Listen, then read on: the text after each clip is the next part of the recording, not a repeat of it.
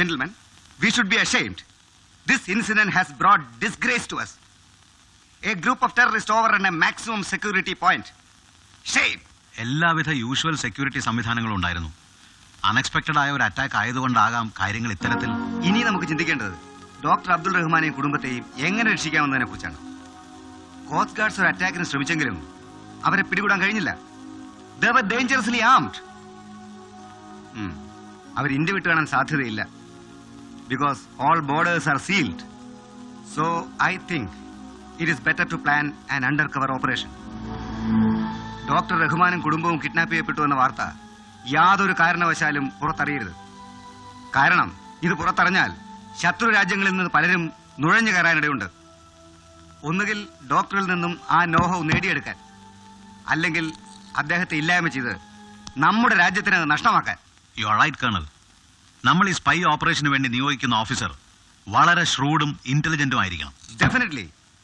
That is why I have chosen Major Stephen Ronald. You must be joking. Bhagat, what do you mean? അതെ, ഇത്രയും ഗൗരവമുള്ള ഒരു ദൗത്യം ഏറ്റെടുക്കാൻ സ്റ്റീഫൻ റൊണാൾഡിന്റെ പേര് നിർദ്ദേശിച്ചതുകൊണ്ട് ചോദിച്ചു പോയതാണ്. സ്റ്റീഫന്റെ പ്രീവിയസ് റെക്കോർഡുകൾ മറന്നുപോയോ ഭഗത്? ആ റെക്കോർഡുകളുടെ മഹത്വം അറിഞ്ഞുകൊണ്ട് തന്നെയാണ് ചോദിക്കുന്നത്. ഏറ്റെടുത്ത ദൗത്യം പൂർത്തിയാക്കാൻ അയാൾ എടുക്കുന്ന കാലതാമസം, അതിനുവേണ്ടി ഉണ്ടാകുന്ന ഭാരിച്ച ചെലവുകൾ, അതിലുമുപരി ശത്രു രാജ്യങ്ങളിൽ അയാൾ ഉണ്ടാക്കി വെച്ചിരിക്കുന്ന രഹസ്യ ബന്ധങ്ങൾ, ഓപ്പറേഷനിലാണെന്ന പേരിൽ മേലധികാരികളുടെ ആജ്ഞകളെ തിരസ്കരിക്കൽ, അങ്ങനെ എല്ലാം ഒന്നൊന്നായി പരിശോധിച്ചാൽ അയാൾ ഒരു ഡബിൾ ഏജന്റ് ആണെന്ന് വരെ സംശയിക്കാൻ കാരണങ്ങളുണ്ട് കാണൽ. Stop it. You are the limit.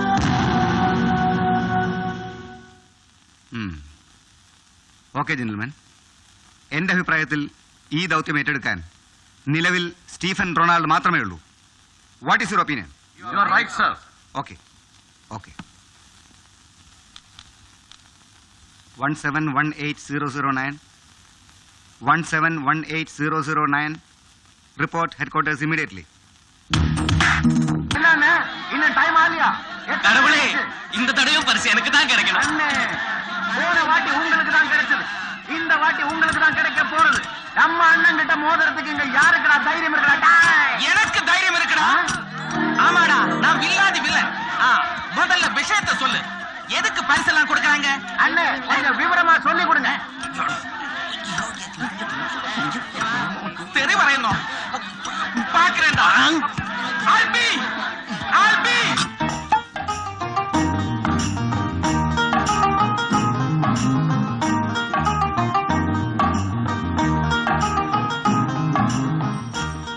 ரெண்டு பழம் ஒரு பணமா கொடுமா. ആൽബി, ഇനി വന്ന് പറയട്ടെ.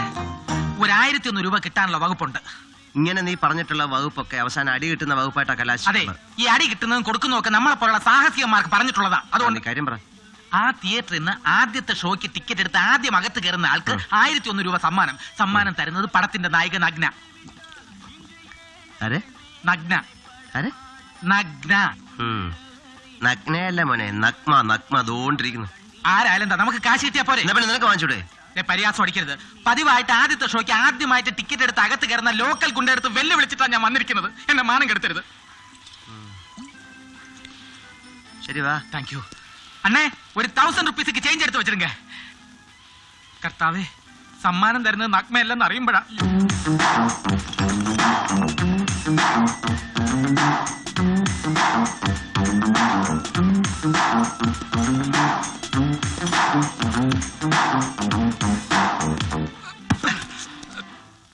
നീ ഇങ്ങനെ സ്ലോ മോഷനിൽ നടന്നാൽ ശരിയാവത്തില്ല. പിന്നെന്താ? അവിടെ ടിക്കറ്റോട് തുടങ്ങാറായി. ഇവിടെ ആദ്യമായിട്ട് ടിക്കറ്റ് എടുക്കുന്നതിലല്ലോ, ടിക്കറ്റ് എടുത്ത് തിയേറ്ററിനകത്ത് കയറുന്നതിനല്ലേ സമ്മാനം. അതെ, രണ്ടുമായിട്ട് എന്താ വ്യത്യാസം? രണ്ടും തമ്മിൽ വ്യത്യാസമുണ്ട്. നീ ചുമ്മാ ഇരുന്നാ മതി. ചിലപ്പോ നഗ്മ എത്തൂലെന്ന്. അല്ല, എത്താൻ ലേറ്റ് ആവുമെന്ന് അവിടേക്ക് ഒരു സംസാരമുണ്ട്. നഗ്മയെങ്ങാനും എത്തിയില്ലെങ്കിൽ പൊന്നു മോനെ നിന്റെ ഞാൻ അടിയുറപ്പാ.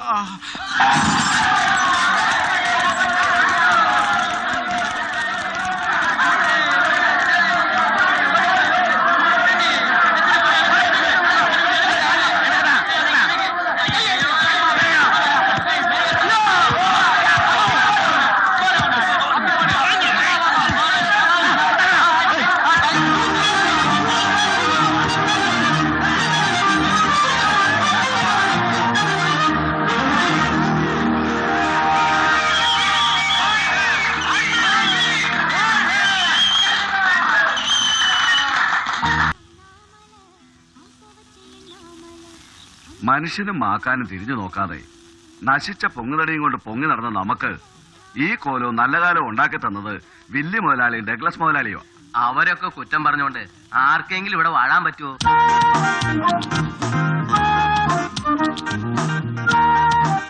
വില്ലിയും ഡഗ്ലസും ആണ് ഇവിടെ ഉള്ളവരെ രക്ഷിച്ചതെന്ന് തന്നോട് ആരാ പറഞ്ഞേ? അയ്യോ, ബെറ്റ ഉദ്ദേശമല്ല ഞാൻ പറഞ്ഞത്. കുറച്ച് കാശ് കടം വാങ്ങിയെന്ന് കരുതി ബെറ്റ അവരുടെ മുമ്പ് ചെറുതാണോന്നും ഞാൻ പറയില്ല. വെട്ടിരുമ്പും കേറ്റിക്കൊണ്ടേ വായി തോന്നൊക്കെ ഇവിടെ ഇരുന്ന് വിളിച്ചു പറഞ്ഞാലേ വിവരം അറിയും. ചേച്ചി അത് വിട്ടുകളാ. എന്തെങ്കിലും നക്കാൻ കൊടുത്ത അവന്മാരാരെ വേണമെങ്കിലും അപ്പാന്ന് വിളിക്കും. ചേച്ചി ഒരു 2 അപ്പോടിങ്ങി. എന്നാലും പറയുമ്പോ കേൾക്കാത്ത പോലെ ഇരിക്കാൻ പറ്റില്ലല്ലോ. അതൊക്കത്തില്ല. ഇവന്മാര് പറയുന്നതിനൊക്കെ മറുപടി പറയാൻ നിൽക്കാതെ നീ നിന്റെ ജോലി നോക്കുമോളെ. അതെങ്ങനെയാ? ആരെങ്കിലും എന്തെങ്കിലും പറഞ്ഞാൽ അതിനപ്പ തന്നെ ഉത്തരം കൊടുത്തില്ലെങ്കിൽ ചേച്ചിക്ക് ഉറക്കം വരത്തില്ലല്ലോ. മതി മതി, നീ മേശ ഉടക്കേ. അവന്റെ ഒരു സാഗര, എന്തെങ്കിലും കഴിക്കാം? വേണ്ടല്ലേ? കഴിക്കാം. വേണ്ട വേണ്ട, പാട്ട് വേണ്ട.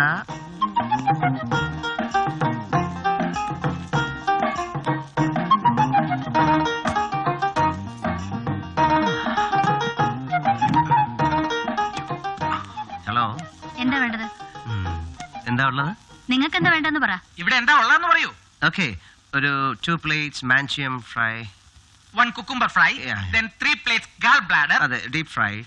1 appendicitis, അത് കറിയായിട്ട് മതി. then 1 tandoori woman. അത്ര ഇതൊന്നും ഇവിടെ ഇല്ല. അതല്ലേ മുതൽ മര്യാദയ്ക്ക് എന്താ ഇവിടെ ഉള്ളതെന്ന് ചോദിച്ചത്. അപ്പൊ മുട്ട റോസ്റ്റും തരാം. അതങ്ങ് നേരത്തെ പറഞ്ഞാൽ പോരായിരുന്നോ? സത്യം പറയട്ടെ, ഇത്തരം കുട്ടികളുടെ മനസ്സ് വളരെ ശുദ്ധമായിരിക്കും. ആണോ? സഹോദരി, ഒന്ന് എളുപ്പം കൊണ്ടുവരണം, ഞങ്ങൾക്ക് വേറെ ഓർഡർ ചെയ്യാനുള്ള. ആ പെൺകുട്ടി അടുത്ത് നിന്നപ്പോ ഒരു പ്രത്യേകമാണോ അല്ലേ? നീ ഒരു പോലീസ് നായ മണപ്പിച്ചു നോക്കാൻ. അറിയില്ലേ, ഇത്തരം ഒരു കഴിവ് എനിക്ക് ജന്മനാ ഉള്ളതാ. ആണോ?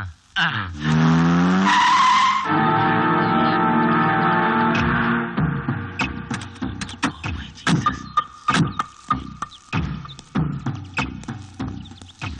എന്താണോ കിളവാ തന്റെ കാശുപെട്ടിയിൽ വീഴുന്നത്? കാശോ റബ്ബറും കായോ? വില്ലിയും ഡഗ്ലസുമായി പണമിടപാട് നടത്തുന്നവര് മാസം, തീയതി, മണിക്കൂർ എല്ലാം ഓർത്തിരിക്കണം. മറന്നിട്ടല്ല, വിചാരിച്ച സ്ഥലത്തൊന്നും കാശ് കിട്ടിയില്ല. അതുകൊണ്ട് എനിക്ക് അവിടെ ചെന്ന് പറയാൻ എക്സ്ക്യൂസുകളില്ല. അതുകൊണ്ട് നിങ്ങൾ എന്നോടൊന്നും പറയണ്ട. ഫ്രെഡി, ഒരാഴ്ചയും കൂടി. അതുവരെ നീ വന്ന് അവരുടെ കിടക്ക വിരിച്ചു കൊടുക്കും.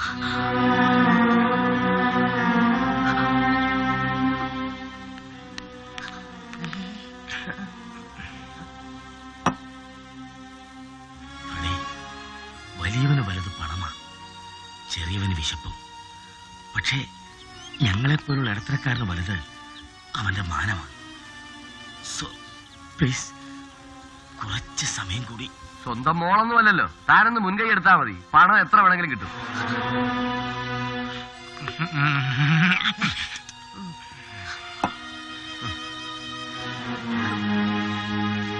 കേറി ഇടപെടലിയ ഇവിടെ പിടിച്ചു നിൽപ്പിനുള്ള ഒരു സാധ്യത മണക്കുന്നുണ്ട്. ഇടപെടട്ടാ? ഞാൻ ഇടപെടും. ആഹാരം ഒന്ന് വേഗം തരണം, ഞങ്ങൾക്ക് പോയിട്ട് വേറെ ജോലിയുള്ള. ആദ്യം വിശക്കുന്നവന് അപ്പോ മുട്ട റോസ്റ്റും, പിന്നെ മതി ചുങ്കക്കാരന് ചുങ്കം. ഓക്കെ.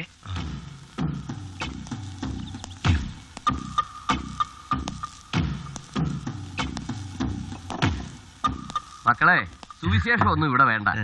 എന്തെങ്കിലും ഞണ്ണിട്ട് വേഗം പോവാൻ നോക്ക്. പോയില്ലേ എന്ത് ചെയ്യടാ പുല്ലേ എന്ന് ചോദിക്കാനുള്ള സംസ്കാരം ഞങ്ങൾക്ക് ഇല്ലാത്തതുകൊണ്ട് ആഹാരം കഴിക്കുന്നിടത്തൊന്ന് അസഭ്യം പറയാതെ ഇറങ്ങിപ്പോടാ തെണ്ടി എന്നാണ് വിനീതമായിട്ട് പറയാനുള്ളത്. കൊണ്ടില്ല അതിന് മുമ്പ് കരയുന്നതിന്.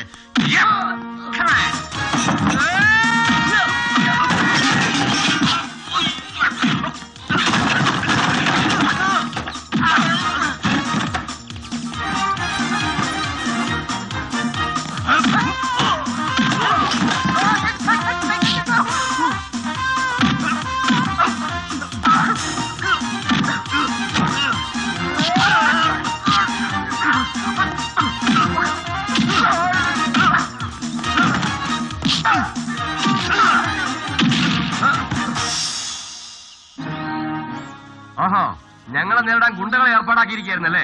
കാണിച്ചു തരാം. നീ എന്താ കാണിക്കടാ? നിങ്ങൾ എന്ത് പണിയാ കാണിച്ചത്? ഇത്രയും വെളിച്ചമുണ്ടായിട്ടും ഇയാളൊന്നും കണ്ടില്ല. Poor eyesight. ഇത് എത്രാന്ന് പറ. ഞാൻ അതല്ലേ പറയുന്നത്. നിങ്ങൾ അങ്ങോട്ട് പോകും, ഇതിന്റെ ബാക്കി അനുഭവിക്കേണ്ട ഞങ്ങളാ. സത്യം പറയട്ടെ, ഞങ്ങൾക്കൊന്നും മനസ്സിലായില്ല. ഇവിടുത്തെ കുട്ടിരായാക്കന്മാരായ വില്ലി ഡഗ്ലസിന്റെ വലങ്കയ്യ ഈ പോയ ഫ്രെഡി. അവരുടെ കയ്യിൽ നിന്ന് ഞങ്ങൾ കുറച്ച് കാശ് കടം വാങ്ങിയിട്ടുണ്ട്. ഇവരുടെ ഡാഡിയായിട്ട് വാങ്ങിയതാ.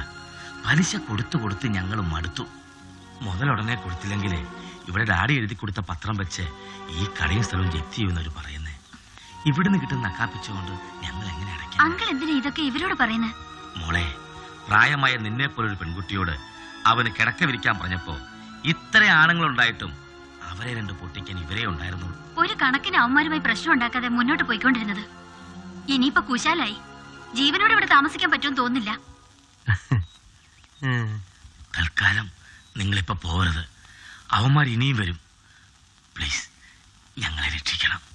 ഇതിപ്പം രക്ഷിക്കാൻ വന്നവന്റെ അരഞ്ഞാന ചടയിൽ പാമ്പി ചുറ്റി എന്ന് പറഞ്ഞ പോലെ അല്ലോ. പാമ്പ് ചുറ്റി എപ്പോ? നീ പറ, നീ വന്നേ. അങ്കിൾ പ്ലീസ്, ഇപ്പൊ പോകരുത്. അവന്മാർ ഒരു മയമില്ലാത്ത പാർട്ടീസുകളാ. ശരിയാ, ഒരു മയമില്ലാത്ത രീതിയിൽ അവന്മാരെ ഇടിച്ചത്. ഉള്ള പ്രശ്നമല്ല ഉണ്ടാക്കി വെച്ചിട്ട് ഇനി കൈ ഒഴിയരുത്. വെറുതെ അപ്പം മുട്ട റോസ്റ്റ് ഓർഡർ ചെയ്ത എന്നെ കയറി കയറ്റിയിട്ട് നീ വലിയ മേലാളാന്ന് നോക്കണ്ട. അളിയ, ഒന്നോർത്ത സംഗതി ഒത്തില്ലേ? എന്തോന്ന്? കിടക്കാനൊരു സ്ഥലം. എന്തു പറയുന്നു? ഒരു കാര്യം ചെയ്യുന്നതിന് മുമ്പ് 100 പ്രാവശ്യം ആലോചിക്കണം. ചെയ്തു തുടങ്ങിയ പിന്നെ ഒന്നും ആലോചിക്കരുത്. ഇത് വിട്ടികൾ എന്ന നാടകത്തിൽ ഓത്തി അയ്യപ്പനെ എഴുതിയ ഡയലോഗ്. ഇതിന്റെ അപ്പൻ എഴുതിയാണ്. എപ്പോ? അപ്പോ അപ്പോ മുട്ടി. അപ്പോ നമ്മൾ ബോഡി ഗാർഡ്സിന്റെ ചുമതല ഏറ്റെടുക്കുന്നു. മാൻഡ്രേക്ക് പറയുന്നു, ലോതർ അനുസരിക്കുന്നു. അല്ലല്ല, ബോസ് പറയുന്നു, ആസ് അനുസരിക്കുന്നു. Okay, come on.